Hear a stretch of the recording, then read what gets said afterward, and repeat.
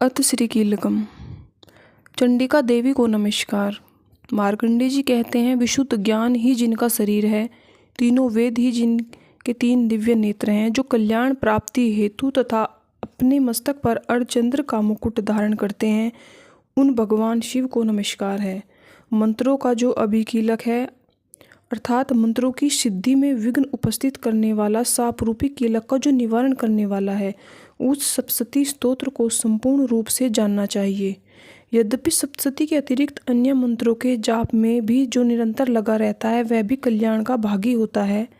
उसके भी उच्चाटन आदि क्रम सिद्ध होते हैं तथा उसे भी समस्त दुर्लभ वस्तु की प्राप्ति होती है।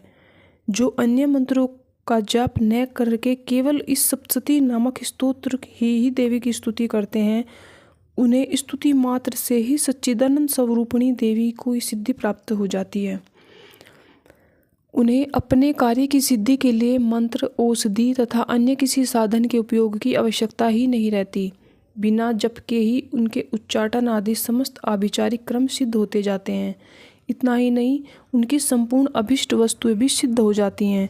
लोगों के मन में यह शंका थी कि जब केवल सप्तशती की उपासना से ही अथवा सप्तशती को छोड़कर अन्य मंत्रों की उपासना से भी समान रूप से सब कार्य सिद्ध होते हैं, तो इसमें श्रेष्ठ कौन सा साधन है।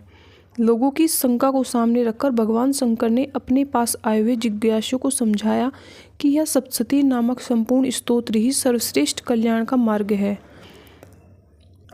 भगवती चंडिका के सप्तशती नामक स्तोत्र को महादेव जी ने गुप्त कर दिया। सप्तशती के पाठ से जो पुण्य प्राप्त होता है, उसकी कभी समाप्ति नहीं होती, किंतु अन्य मंत्रों के जपजन्य पुण्य की समाप्ति हो जाती है। अतः भगवान शिव ने अन्य मंत्रों की अपेक्षा जो सप्तशती की ही श्रेष्ठता का निर्णय किया है, उन्हें यथार्थ ही जाना है। अन्य मंत्रों का जाप करने वाला पुरुष भी यदि सप्तशती के स्तोत्र और जप का अनुष्ठान कर ले, तो वह भी पूर्ण रूप से कल्याण का भागी होगा। इसमें तनिक भी संदेह नहीं है। जो साधक कृष्ण पक्ष की चतुर्दशी तथा अष्टमी तिथि को भगवती की सेवा में अपना सर्वस्व समर्पित कर देता है और फिर उसे प्रसाद रूप में ग्रहण करता है, उसी पर भगवती प्रसन्न होती है, अन्यथा उनकी प्रसन्नता प्राप्त नहीं होती। इस प्रकार सिद्धि के प्रतिबद्ध रूप कीलक के द्वारा महादेव जी ने इस स्तोत्र को कीलित कर रखा है।